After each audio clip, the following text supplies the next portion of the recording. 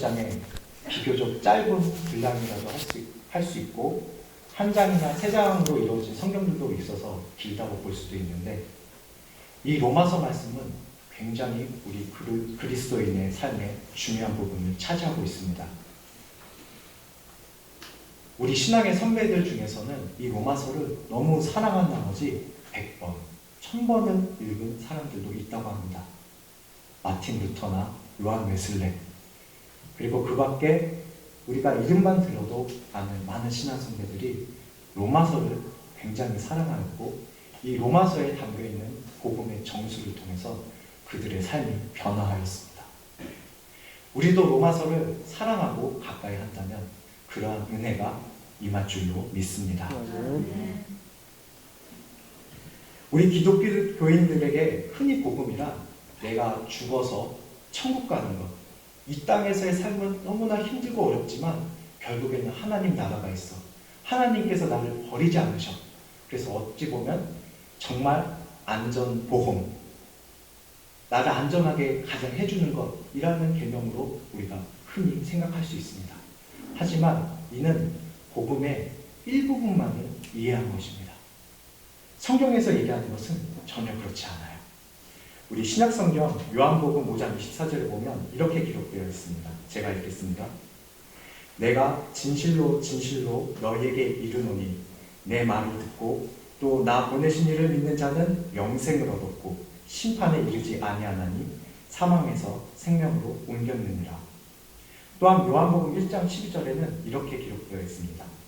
영접하는 자, 곧 그 이름을 믿는 자들에게는 하나님의 자녀가 되는 권세를 주셨으니. 예수님께서 요한복음 5장 24절에 내가 진실로 라고 2번이나 강조하셨습니다. 예수님은 하나님이십니다. 하나님의 아들이십니다. 그분은 절대 거짓말을 하지 않으십니다. 그럼에도 불구하고 진실로라고 2번이나 강조하셨습니다. 흔히들 우리가 요즘 말로 하는 말로 의미하면 이건 정말 거짓말이 아니야. 우리 젊은 친구들 이렇게 얘기할 거예요. 기읍, 리을이 아니야. 이건 진짜야. 이건 정말이야. 이런 의미입니다. 이 말인즉 우리가 예수 그리스도를 믿으면, 영접하면, 세례를 받으면 바로 그 순간부터 하나님 나라 자녀의 백성이 되는 효력이 발생한다는 겁니다. 즉시 효력입니다. 우리가 죽고 나서 하나님 나라에 간다는 것이 아니라 바로 지금부터 우리가 사는 이 현재부터 하나님 나라가 이어진다는 것입니다. 우리 목사님께서도 이 부분을 굉장히 많이 강조하셨어요.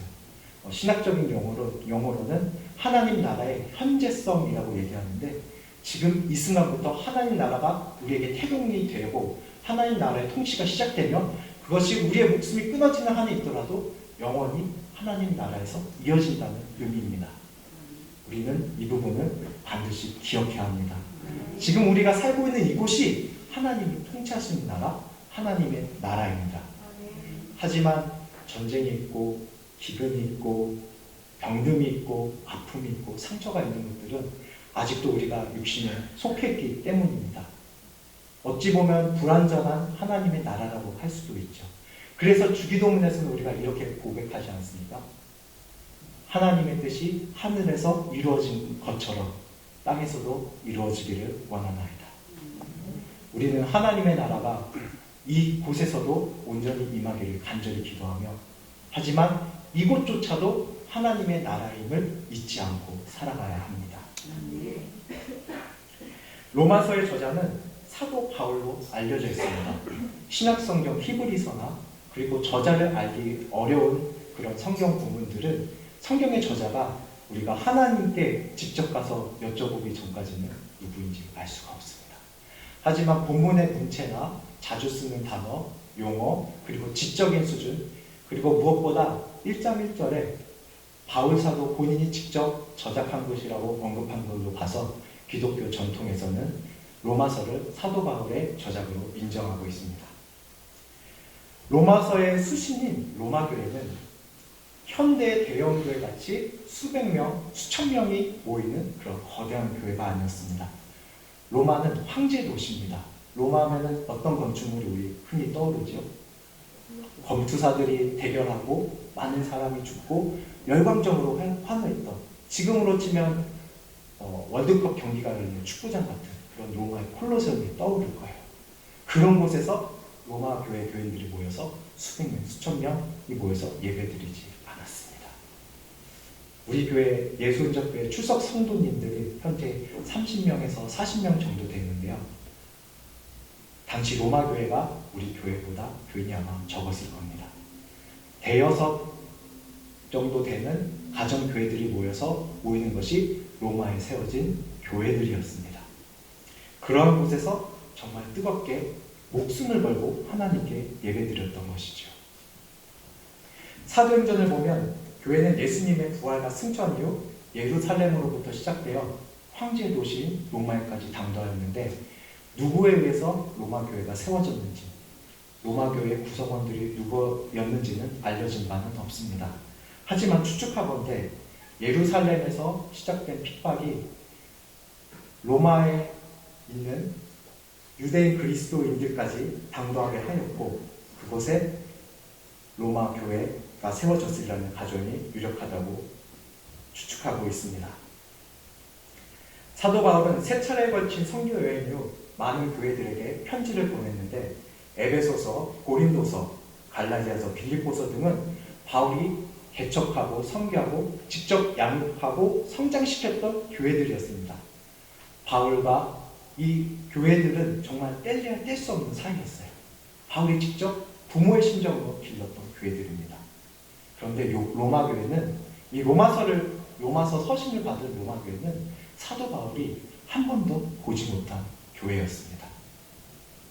수천 킬로미터 떨어진 곳에 존재하는 로마 교회에 대한 소식은 지금처럼 우리가 휴대폰과 아주 훌륭한 통신기기들을 이용해서 우리가 아주 먼 곳 세계까지 있는 소식들을 아주 세밀하게 들여다볼 수 있는데, 당시는 이런 것이 없었기 때문에 구두에서 구두로 전해지는 소식, 그리고 서신들을 통해서만 로마 교회 소식을 알 수 있었습니다. 사랑하는 예수 훈적교회 성도 여러분, 우리는 처음 보는 사람에게 우리 자신을 소개할 때 어떻게 소개하시겠습니까? 우리는 별거 아닙니다. 나는 별거 아닙니다. 나는 그냥 대충 살았고 나는 별 볼 일 없는 사람이에요. 이렇게 대부분 소개하지 않으실 거예요. 자신이 하고 있는 일, 내가 얼마나 대단한 사람인지, 내가 얼마나 뛰어난 사람인지 자랑을 하며 자신을 소개하려고 할 겁니다. 저는 29살에 처음으로 직장 생활을 시작했는데, 제가 취직한 직업은 여기 우리 2009년에 제가 처음으로 전도사로 부임을 했었는데, 그때부터 출석하셨던 분들은 아마 기억하실 수 있습니다. 그 땡땡닷컴이라는 인터넷 쇼핑몰에 고객 상담사로 일했었습니다. 제가 많은 직업 중에 이 직업을 지원했던 이유는 크게 두 가지가 있는데, 첫째는 취업 문턱이 낮았습니다. 상담사라는 직업군은 그렇게 고학력을 요구하는 직업이 아니었기 때문에 특별한 어떤 자격증을 요구하지도 않았고, 그리고 대부분은 어떤 성격이나 이런 것을 주로 보기 때문에 학벌을 따지지도 않았습니다. 그리고 또 한 가지는 제가 컴퓨터를 사용하면서 하는 일을 굉장히 하고 싶었어요. 그래서 사무실 오피스에서 많은 사람들과 어울려서 컴퓨터로 이렇게 소통하는 그러한 일을 하고 싶었습니다. 그래서 저는 이곳에 지원하면서 어떤 부분을 강조했냐면, 저는 교회를 오래 다녔기 때문에 일단 성격이 좋습니다. 그렇게 모난 성격이 아니고, 그리고 많은 사람들과 어울리는 것을 좋아하기 때문에 스트레스 받거나 어려운 일이 있을 때 쉽게 흘려버릴 수 있는 장점이 있습니다 라고 강조를 하였고, 다행히 하나님의 은혜로 이것에 취업을 하게 됐습니다. 처음에는 상담사로 업무하는 것이, 그리고 이렇게 직장에 들어갔다는 것 자체가 굉장히 즐거웠습니다. 그리고 어렵긴 하지만, 힘들긴 하지만 그 일을 하면서 보람도 많이 느꼈습니다. 하지만 시간이 지나면서 상담사, 상담 업무라는 직업에 대해서 사회적인 인식, 그에 따른 급여, 책정 이런 것들을 인식하게 되면서 일에 대한 자부심이 떨어지기 시작했습니다. 그래서 어른들을 만나거나 친구들을 만나거나 할 때 저는 고객 상담 업무하는 상담사예요 라고 얘기하지 않고 컨설턴트입니다 이렇게 얘기를 했습니다. 상담사 일을 하고 있어요 라는 것보다 저 컨설턴트입니다 이렇게 영어로 얘기하는 것이 뭔가 있어 보이지 않습니까? 이 이유 때문에 그렇게 얘기했습니다. 지금 생각하면 굉장히 우스운 것 같습니다. 우리 로마서 1장 1절을 다시 읽어보겠습니다. 제가 읽겠습니다. 예수 그리스도의 종 바울은 사도로 부르심을 받아 하나님의 복음을 위하여 택정함을 입었으니. 1장 1절 서두에 바울은 예수 그리스도의 종 바울이라고 자신을 먼저 소개합니다. 그 뒤에 사도로 부르심을 받았다. 종 다음에 사도라는 단어를 언급합니다. 당시 시대의 종, 쉽게 말해서 노예는 사회적 지위가 가장 낮은 계층이었습니다. 노예는 주인의 소유물이나 동물, 가축과 같은 취급을 받았습니다. 그래서 주인이 하라면 하고 하지 말라면 하고 하지 말고 자유의지 선택과 이런 것은 노예에게 존재하면 안 되는 것이었습니다. 심지어는 주인이 마음에 안 들어서 종을 죽여도 노예를 죽여도 처벌을 받지 않았습니다. 단순한 소유물로 여겨졌기 때문입니다.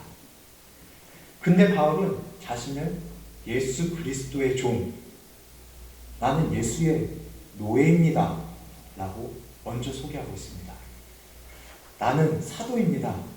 나는 많은 교회를 세웠고 개척했고 양육했고 선교행을 3번이나 되는 담임 대단한 사람이 아닙니다 라고 먼저 자신을 소개하지 않았습니다.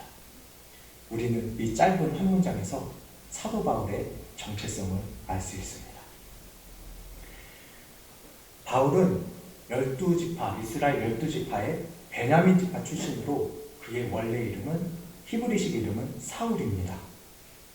사울은 이스라엘 초대 왕의 이름입니다. 사울은 우리가 많이 알지만 어리석은 선택으로 하나님께 버림을 받았습니다. 하지만 그는 이스라엘의 초대 왕으로 건국의 아버지라고 할 수가 있습니다. 사울의 부모는 아마도 사울이 베냐민 지파에서 가장 유명했던 사람, 가장 대단한 일을 한 사람, 사울 왕처럼 위대하고 큰 일을 하는 사람이 되는 바람에서 아마 이 이름을 지었을 거라고 추측합니다. 사울의 삶을 보면 사울은 매우 똑똑하고 엄청난 열심을 가진 사람이었다고 볼 수 있습니다. 사도행전 22장에 보면 사울은 자신을 가말리엘 문화에서 율법의 엄한 교육을 받았다고 말하는데 가말리엘은 당시 유대교의 랍비 중 최고의 실력자 중에 한 사람이었습니다. 이 가말리엘 학파에 들어가려면 매우 어려운 과정을 통과해야 했는데 기록에 의하면 1년에 2-3명 정도밖에 뽑지 않았고 이 가말리엘 문화에 들어가려면 13살까지 우리나라로 치면 중학교에 들어가기 전 나이입니다. 13살까지 토라를 구약성경을 한 글자도 틀리지 않고 통째로 외워야 한다고 합니다. 성경 한 장을 외우는 것도 한 구절 외우는 것도 솔직히 힘들지 않습니까? 근데 성경을 구약성경 토라를 통째로 한 글자도 틀리지 않고 외워야 한다니 정말 대단한 일입니다. 지금으로 치면 사법시험을 통과하는 것보다 어렵다고 볼 수도 있습니다. 진짜 예수님이 그런 비유를 쓰셨잖아요. 낙타가 바늘기로 들어간다고. 어쩌면 이보다 어려운 일이 가말리엘의 문화생이 되는 것이었습니다. 미국 아이비리그 대학교가 가장 유명한 대학교고 정말 들어가기 어렵다고 하는데 이 아이비리그에서도 최고의 교수의 제자가 되는 어찌 보면 그러한 의미를 가졌다고 볼 수 있겠습니다. 이렇게 힘들게 가말리엘 문화생이 된 사도 바울은 어떠한 삶을 추구했겠습니까? 내가 정말 힘들게 가말리엘의 제자가 되었는데 최고 교수의 제자가 되었는데, 최고 랍비의 제자가 되었는데, 나는 그냥 작은 동네에 가서 회당에서 사람들을 섬기고 그렇게 지낼 거야, 이런 생각을 했겠습니까? 아마 아닐 것입니다. 나도 가말리엘 선생님처럼 최고의 랍비가 될 거야, 최고의 지도자가 될 거야, 인정받는 사람이 될 거야, 정말 높은 지위까지 올라갈 거야 라는 생각을 가지고 그는 살아오지 않았겠습니까? 그런데 그런 삶을 살았던, 그런 열심으로 그리스도인들을 핍박했던 사도 바울이 이렇게 고백합니다. 나는 예수의 종입니다. 나는 예수의 노예입니다. 예수님 앞에서 나는 자유의지가 없습니다. 그분이 가라면 가고, 그분이 서라면 서고, 그분이 멈추라면 멈추고, 그분이 달리라고 하면 달리는 노예입니다. 나는 그분의 종입니다. 라고 고백하고 있습니다. 사랑하는 예수 흔적교회 성도 여러분, 우리는 예수 그리스도의 종입니까? 우리는 그분의 노예로 살고 있습니까? 우리 삶의 우선순위가 그분께 맞춰져 있습니까? 혹시 저와 여러분은 아직도 힘 있는 자가 되기 위해, 대단한 것을 성취하기 위해 높은 지위에 올라가는 것이 인생의 가장 큰 목표이지 않습니까? 그렇다면 우리는 예수의 종이 아닙니다. 우리는 예수의 노예가 아닙니다. 예수님의 종은 종입니다. 그분이 말씀하시는 대로 가야 하는 것입니다. 그런데 예수님이 우리에게 말씀하시는 음성과 우리에게 주시는 메시지가 우리 삶을 가장 윤택하게 만드는 길임을 잊지 마시기 바랍니다. 저는 솔직히 이렇게 생각합니다. 우리 똑똑한 사람은 여러 수를 내다보는 사람이라고 생각합니다. 그래서 일이 있을 때 어떠한 경우의 수들이 생길 수 있고, 그 경우의 수들 가운데서도 그로 인해서 파생되는 더 많은 경우의 수까지 내다볼 수 있고, 그것에 대해서 준비할 수 있는 사람, 대비할 수 있는 사람이 똑똑한 사람, 지혜로운 사람이라고 생각합니다. 이렇게 볼 때 우리 인간 중에 가장 똑똑하고 지혜 있는 사람이라고 한들 하나님보다 지혜롭겠습니까? 예수님보다 지혜롭겠습니까? 하나님은 천지를 창조하시고 우리 인간은 이 작은 지구에서의 여러 가지 경우의 수들로 인해서 몸살을 앓고 힘들어하고 괴롭워하는, 고민하는 우리인데, 하나님은 우리 지구가 속한 태양계, 그 이상의 정말 무한대로 뻗어나가고 있는, 현재도 진행 중인 이 무한대의 우주를 다 계산하시고 알고 우리에게 말씀하시는 분입니다. 그러한 분이 그토록 우리를, 당신의 독생자를 주실 정도로 사랑하시는 분이 우리에게 안 좋은 메시지를 주시겠습니까? 우리에게 안 좋은 경우가 생기라는 마음으로 우리에게 말씀하시겠습니까? 저는 절대 결코 그렇지 않으리라고 생각합니다. 그러므로 우리 안심하고 예수의 종으로 살아가시기를 부탁드립니다. 예수의 종, 예수의 노예는 가장 지혜로운 삶의 비결입니다. 그것을 절대로 잊지 마시기 바랍니다. 우리 로마서 1장 4절 말씀 보도록 하겠습니다. 로마서 1장 4절입니다. 제가 읽겠습니다. 성결의 영으로는 죽은 가운데서 부활하여 능력으로 하나님의 아들로 인정되셨으니. 2020년에 미국 매사추세츠주에 위치한 고든 코넬 대학에서 전 세계 종교인들의 퍼센테이지를 연구한 바가 있습니다. 그 조사에 따르면 전 세계 인구의 33.3%, 24억 명 정도가 기독교인이라고 합니다. 여기 기독교에는 개신교뿐만 아니라 로마 카톨릭, 그리스 정교회도, 그리고 그 밖에 많은 분파도 포함되어 있다고 볼 수 있습니다.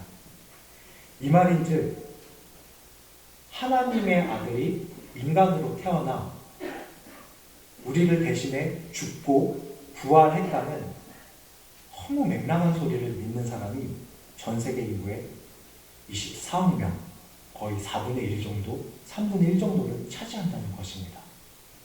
사실 우리는 믿음으로 고백하고 믿지만 이게 말이 됩니까?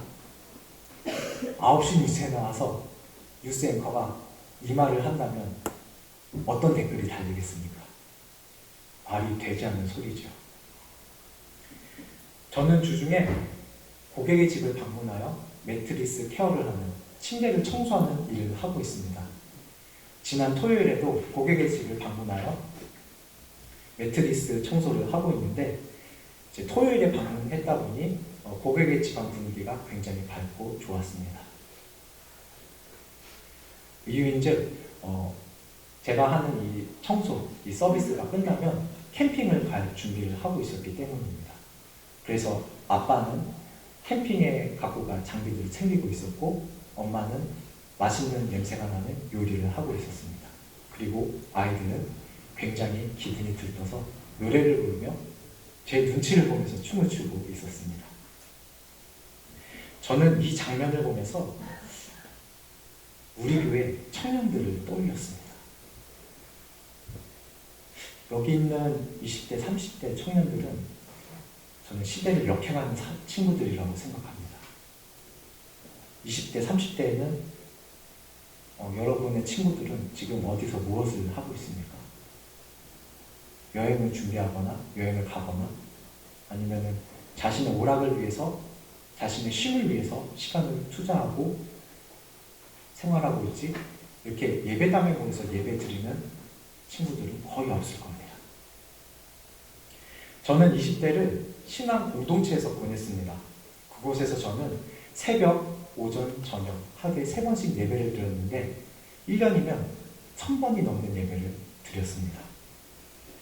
봉사를 하다가 새벽 예배를 먼저 드리고 봉사를 하고 아침을 먹고, 그리고 다시 오전에 봉사를 하고 점심을 먹고 오후에 봉사를 하다가 저녁 예배 드리고, 저녁 예배 끝나면 기도회를 가고, 이러한 패턴을 거의 6년간 반복을 했습니다. 20대 정말 하고 싶은 게 많은 나이에 이러한 삶을 살아가는 것은 정말 쉬운 일은 아니었습니다. 저는 그곳에서 도망치고 싶은 생각을 했을 때가 정말 한두 번이 아니었습니다. 하지만 진심으로 제가 정말 말씀드리는데, 저의 내면에는 기쁨과 감사가, 그리고 찬송이 흘러 넘쳤습니다. 하나님을 향한 감사, 그분으로 인한 확신이 제 삶을, 제 영혼을 사로잡고 있어서 불안하거나 두렵지가 않았습니다. 내가 이 기도원에서 나가면 누군가 나를 챙겨줄 거야. 그래, 내 통장에는 잔고가 얼마나 쌓여있어. 이런 것은 전혀 없었지만 저는 하나님이 제 삶을 인도하고 계시다는 확신이 있어서 전혀 두렵지 않았습니다. 제가 20대에 이런 경험을 했기 때문에 몇 주 전 주일에 우리 청년 한 명과 이런 대화를 짧게 나눴습니다. 모모 형제님, 어제도 성경 공부했어요? 네, 어제도 모여서 공부를 했습니다. 그래, 성경 공부하니까 어때요? 네, 믿음에 대해서 확신이 생기고 성경에 대해서 알아가니까 어떻게 신앙생활을 해야 되는지 좀 더 진지하게 여기게 됩니다. 사실 몸은 힘듭니다. 그런데 이렇게 몸이 힘든 것보다 하나님이 주신 은혜가 더 큰 것 같습니다. 라고 얘기했습니다. 그래서 저는 이렇게 얘기해 주었습니다. 그래, 정말 잘하고 있는 거야. 형제 친구는 지금 부동산에 관심이 있을 거야. 돈 버는 일에 관심이 있을 거야. 어떻게 하면 좋은 직장에 갈까? 어떻게 하면 내가 성공할까? 어떻게 하면 내가 더 윤택하게 풍요롭게 살 수 있을까? 내가 어떻게 하면 더 재밌는 오락을 즐길 수 있을까? 이런 것을 생각하고 고민하고 시간을 보낼 거야. 이런 것들도 나쁜 것은 아니야. 하지만 하나님 앞에서 하나님을 알아가기 위해 시간을 보내는 것은 정말 현명한 투자야. 저는 투자라고 얘기했습니다. 우리 인생의 창조자는 하나님이십니다. 우리를 창조하신 분이 하나님이신데 하나님의 말씀, 우리 인생을 어떻게 살아야 되는지를 기록한 이 성경 말씀, 인생 사용 계획서가 있는 이 말씀을 아는 것보다 더 중요한 것이 어디에 있겠습니까? 20대, 30대, 40대, 50대, 60대, 70대, 80대, 100세까지 산다는데 이 하나님의 말씀에 대해서 우리가 알지 못하면 우리는 어쩌면 피조물로서 하나님의 지으신 사람으로서의 삶을 제대로 살아가지 못하는 것입니다. 그러므로 성경을 알아가는 것은 매우 중요한 일입니다. 또 한 가지를 생각해보면 작년부터 우리 교회에 정말 희한한 일이 생겼습니다. 어떤 일이냐면 청년 자매들이 우리 교회에 정착을 하기 시작했습니다. 정말 놀라운 일이지 않습니까? 우리 교회에 오래 출석하신 분들은 아시지만 우리 교회에 자매님들이 정착하는 건 정말 쉬운 일이 아닙니다. 제 생각에는 아마 전쟁터에 가서도 살아 돌아올 사람들이라고 생각합니다. 이 청년들, 일단 형제들을 보면 몸에 막 그림도 있고 뭐 사자도 있고 예수님 십자가도 몸에 있고 대단한 분들입니다. 그리고 보통 이렇게 하는 단어, 우리는 익숙해서 별거 아니라고 생각할 수 있는데 제가 전에 섬기던 교회 기준으로 하면 시험 들어서 교회 안 나오는 그런 사람들이 생길 정도의 그러한 단어들이 오고 가는 경우도 있습니다. 그런데 이 엄청난 역경을 뚫고 우리 자매님들이 정착을 하고 있습니다. 정말 대단한 일입니다. 한 자매님은 친구가 꼬드겨서 우리 교회에 오게 되었습니다. 그런데 지금은 찬양팀에서 봉사를 하고 있습니다. 놀라운 일이지 않습니까? 예. 지금은 이제 처음에는 찬양 이거 하는 거 되게 부담스럽다고 어렵다고 하다가 지금은 찬양팀의 에이스입니다. 이분의 눈치를 봐야 합니다. 그리고 또 한 명의 자매는 남자친구를 따라갔다가 지금은 성경 공부까지 하고 있습니다. 그리고 심지어 목장 모임 하고 나서 기도 제목을 정리해서 업로드를 하고 있습니다. 저는 처음에 기도 제목 올린 사람 이름을 봤을 때 윤 땡땡 자매 제 눈을 의심했습니다. 아니 왜 이 자매가 여기서 이런 것을 하고 있지? 이 자매님은 제가 알기로 신앙생활을 하던 자매님이 아닙니다. 연애는 영화관이나 어디 뭐 청계천 이런 데 가서 해야지 예배당에 왜 옵니까? 정말 시대를 역행하는 상황입니다. 이 자매님들의 삶이 인생의 패턴이 이렇게 바뀔 것이라고 정말 누가 상상이나 했을까요? 이 자매님들이 그러한 것을 생각하고 우리 교회에 출석하고 있을까요? 부활의 사전적인 의미는 이렇습니다.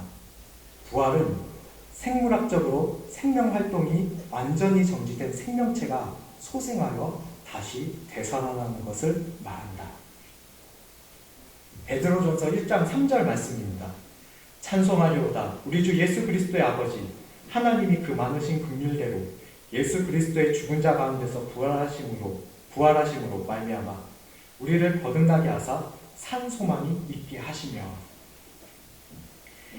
그리스도 예수의 부활이 없었다면 그리스도 예수의 부활이 없다면 우리는 이 자리에 있는 것이 우리 인생에서 아무 의미가 없습니다. 2000년 전에 예수님께서 죽으시고 죽음으로 끝났다면 우리는 이 자리에 있는 것은 정말 시간 낭비하는 겁니다. 우리 헌금도 하지 않습니까? 그 헌금 액수를 이렇게 계산하신 분은 거의 없을 텐데 제가 초등학교 전부터 거의 한 4살, 5살 때부터 부모님 손에 억지로 끌려서 어찌됐건 교회를 출석했는데 지금까지 냈던 헌금 1,000원, 2,000원 그리고 지금은 뭐 10,000원 단위가 넘지만 계산해보면 자동차 한 대는 넉넉히 사고 남을 돈이었을 것 같습니다. 그런데 이렇게 헌금하는 거 정말 아무 의미 없습니다. 예수님의 부활이 없었다면 저와 여러분은 이 자리에 있지 않고 캠핑을 가거나 영화를 보거나 맛집을 가거나 늦잠을 자거나 이렇게 시간을 보내는 것이 현명한 길이었을 것입니다. 특히 저는 목사님 생각하면 더 그렇습니다. 목사님은 사적인 욕심, 어찌 보면 우선순위에 두어야 될 여러 가지들을 뒤로 하고 우리 교회를 성장시키기 위해, 우리 성도들을 양육하기 위해 어떻게 하면 우리가 함께 하나님의 뜻을 추구할 수 있을까? 어떻게 하면 우리가 하나 될 수 있을까? 여기 전심전력을 기울이지 않습니까?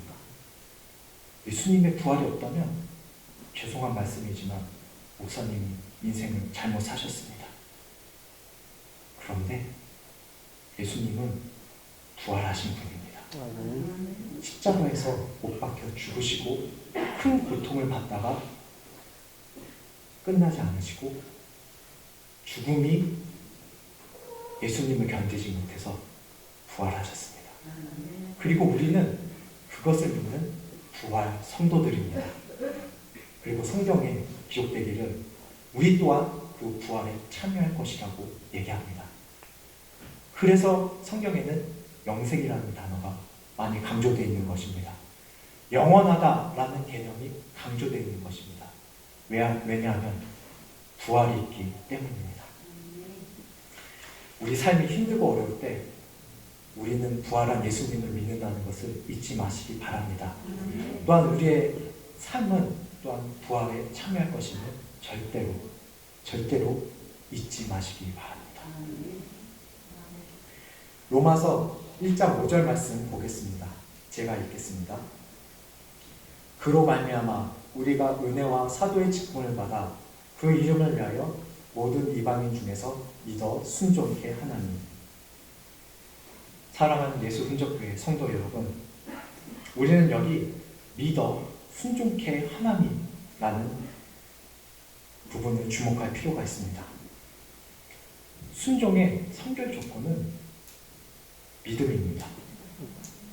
우리의 삶에서 순종이 어렵다면, 순종의 삶이 구현되지 않는다면 우리가 믿음이 없기 때문입니다.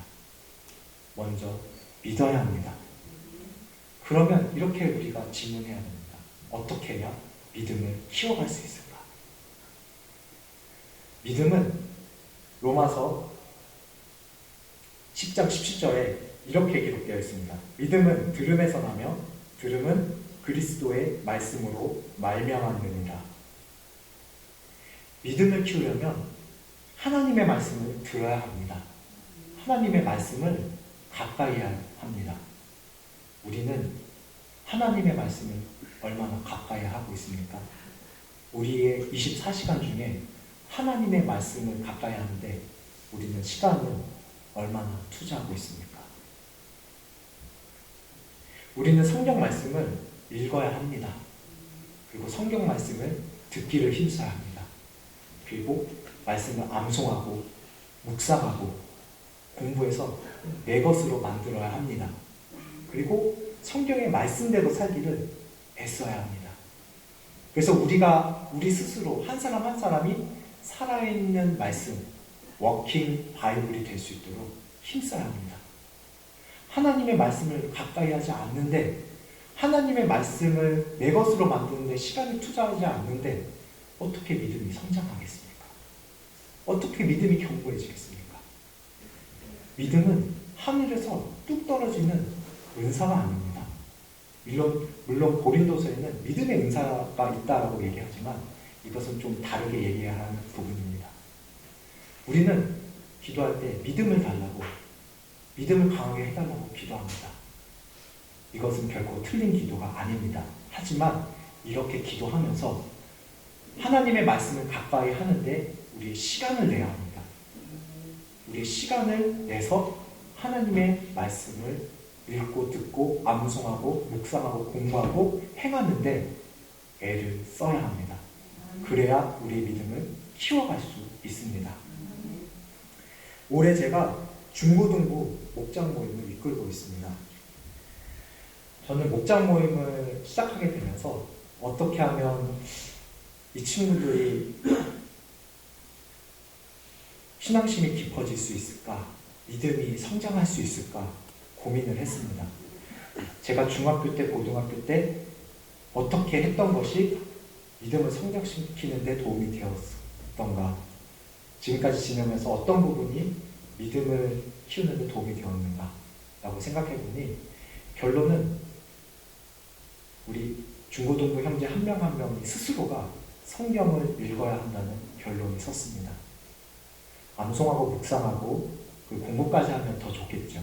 하지만 성경을 읽는 것부터 시작을 하자. 그렇게 생각을 하고 우리 중고등부 형제들에게 하루에 3장씩 성경을 통독하자고 제안을 했습니다. 그래서 요즘 우리 세대는 이제 스마트폰에 익숙해져 있으니까 다행히 성경 어플리케이션이 굉장히 잘 나와 있습니다. 우리가 이렇게 성경책을 들고 다니면서 볼 수도 있지만 휴대폰으로도 얼마든지 성경을 볼 수가 있어요.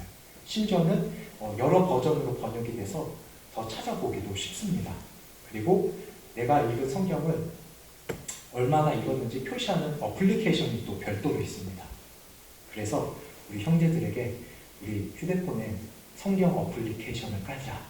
그리고 통독 어플리케이션도 깔자. 그래서 우리 하루에 3장씩 성경을 읽어보자 라고 얘기를 했습니다.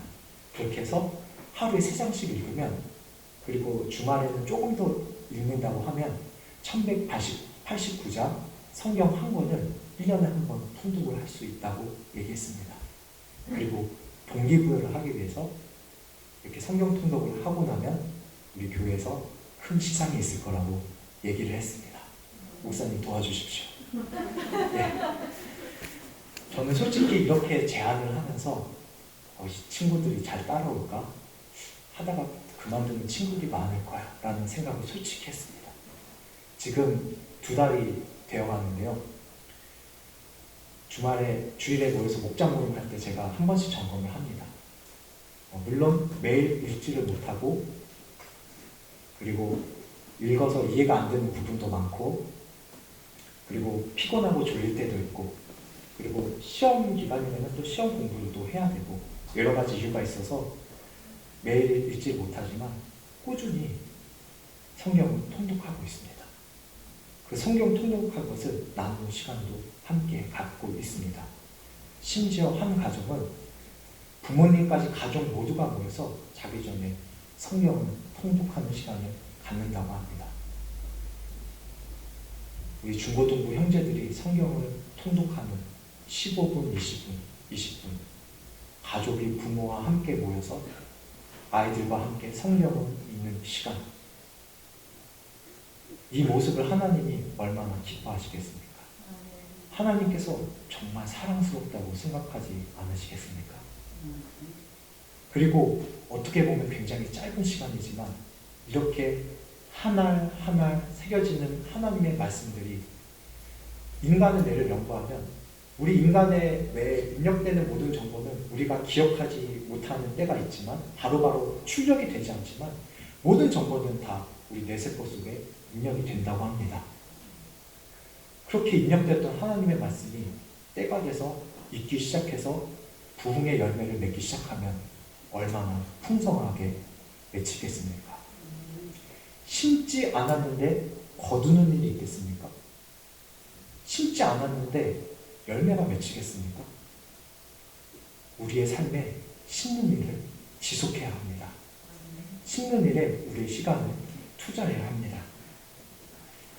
그리고 한 형제는, 지금 중학생인 형제가, 제가 알기로는 이 형제는 축구를 통해서 우리 교회에 출석하기 시작했고 원래 신앙생활을 하던 형제가 아닙니다. 그런데 이제 우리가 목장 모임 마무리할 때쯤에는 이제 기도 제목을 나누거든요. 근데 이 형제가 이렇게 기도 제목을 얘기하더라고요. 저 공부 잘하고 싶습니다. 저 좋은 대학에 가고 싶습니다. 물론 이런 얘기들도 기도 제목으로 나누기도 하지만 2주 전쯤에 이렇게 얘기했습니다. 저 아직 하나님 만나지 못한 것 같아요. 아직 하나님을 경험하지 못한 것 같아요. 근데 하나님을 직접 경험하고 다른 신앙인으로 살아가고 싶습니다. 라고 얘기를 했습니다. 저는 솔직히 겉으로는 내색을 안 했는데 놀라서 뒤로 자빠질 뻔했습니다. 어떻게 이런 얘기를 할 수가 있지? 그리고 이 형제와 제가 목장 모임을 계속 해왔기 때문에 어떻게 이런 문장들을 사용해서 얘기를 하지? 정말 놀랐습니다. 하나님의 말씀이 심겨지고 있기 때문에 이렇게 말할 수 있었던 것이라고, 이러한 소원함이 생길 수 있었을 것이라고 저는 생각합니다. 우리 로마서 1장 6절 말씀 보겠습니다. 제가 읽겠습니다. 너희도 그들 중에 있어 예수 그리스도의 것으로 부르심을 입은 자니라. 사랑하는 예수 흔적교회 성도 여러분, 이 말씀은, 이 성도는 2000년 전 로마에 있는 성도들에게만 적용되는 것이 아니라 현재 21세기를 살고 있는 우리에게도 해당되는 말씀임을 믿으시기 바랍니다. 우리의 삶의 주인은 예수 그리스도입니다. 저와 여러분은 예수 그리스도의 소유물입니다. 예수님을 영접했으면, 세례를 받았으면 끝입니다. 조직 같은 경우는 이제 보통 그렇게 많이들 얘기하잖아요.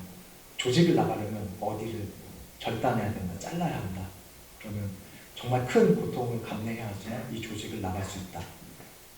험한 그곳에서 사는 분들은 그런 얘기들을 한다고 하고, 우리도 우스꽝소리로 너 우리 여기에 속했으니 너 나가려면 뭐 하나 잘라야 돼, 이런 식으로 얘기하지 않습니까?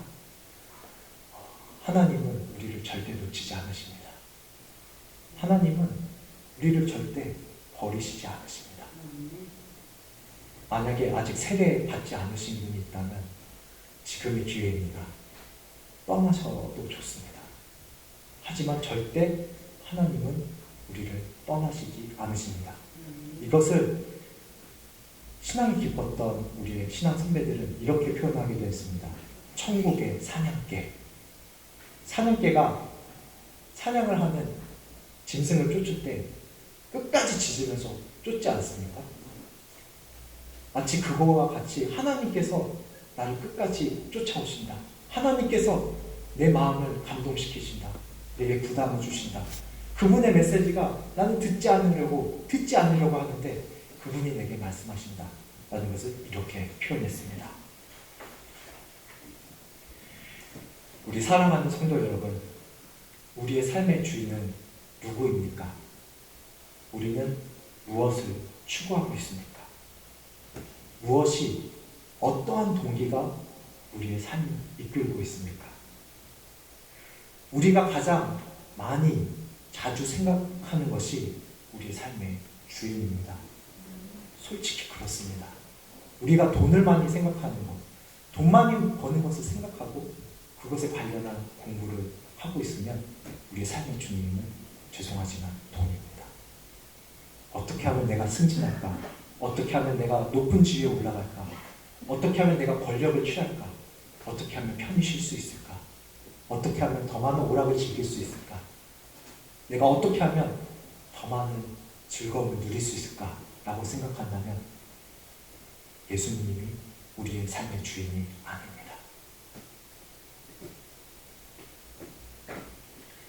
물론 이러한 것을 추구하는 것이 나쁜 것은 아닙니다. 불법, 금지된 것, 죄를 범하는 것은 당연히 하면 안 되죠. 그런데 하나님께서도 우리에게 말씀하시기를 유익한 것은 무엇이든 해도 된다고 말씀하셨습니다. 하지만 이 모든 일을 할 때 예수를 위해, 예수를 생각하며 예수님의 영광을 위해 해야 합니다. 밥 먹는 것도, 직장에서 일하는 것도, 쉬는 것도, 여행지에 가는 것도, 우리가 드리는 예배뿐만 아니라 우리의 삶의 모든 것은 하나님을, 예수님을 추구하며 이루어져야 합니다. 그러기 위해서 우리의 내면에는 항상 기도와 찬송이 흘러야 합니다. 저는 우리 교회 청년들이 요즘 너무 훌륭하다고 생각하는데, 자신이 감동받았던 찬양을 단체 카카오톡 방에 올려서 공유를 합니다. 그리고 말씀을 공유합니다. 이것이 이 청년들의 삶에 흐르고 있기 때문입니다. 이러한 시간들이 많아질수록, 이러한 퍼센테이지가 우리의 삶에 넓어질수록 우리는 성령으로 충만해져 가는 것입니다. 하나님의 말씀과 기도와 찬양이 내 안에 흐르고 그것이 즐겁고 그것이 감사하고 그것이 너무나 행복한 것, 이것이 천국의 삶 아니겠습니까? 천국에 간다는 것, 우리가 흔히 이렇게 생각할 수도 있는데 단순히 하늘나라에 가서 영들이 둥둥 떠다니면서 뭐 24시간 거기서 이제 시간의 개념은 물론 없겠지만 계속 예배만 찬송만 드리는 것이 삶이 아닐 것입니다. 어찌 보면 우리가 살아가면서 해왔던 모든 것들이 천국에서 이어질 수 있습니다. 어찌 보면 우리는 영원한 하나님 나라에서의 삶을 지금 연습하고 있는 것입니다. 그러기 위해서 우리 안에 무엇을 채워야 하겠습니까? 어떠한 자세로 우리가 살아가야 하겠습니까? 이제 4월 첫째 주에 삶이 시작되었습니다. 이번 4월 첫째 주는 사순절 5번째 주간입니다. 우리의 생명, 우리의 삶은 예수의 피값으로 주어진 소중한 삶입니다. 이러한 우리의 삶에서 무엇이 가장 우선되어야 하겠습니까? 우리는 무엇을 위해서 살아야 하겠습니까? 삶의 현장에서, 직장에서, 가정에서, 학교와 학원에서, 마트에서, 미용실에서 우리 이 중요한 질문을 기억하고 고민하고 기도하며 살아가기를 힘쓰십시다. 그리스도의 고난을 본받기를 애쓰십시다. 우리가 이러한 자세와 마음가짐으로 살아간다면 하나님의 은혜가 우리를 지배할 것입니다. 하나님의 사랑이 우리를 붙잡아 주실 것입니다. 그래야 우리에게 정말 힘들고 어려운 상황이 닥치더라도 놀라운 평안과 기쁨이 예수 그리스도 안에서 우리에게 임할 것임을 믿어 의심치 않습니다. 그러한 삶이 이어지기를 간절히 소망합니다. 기도하겠습니다.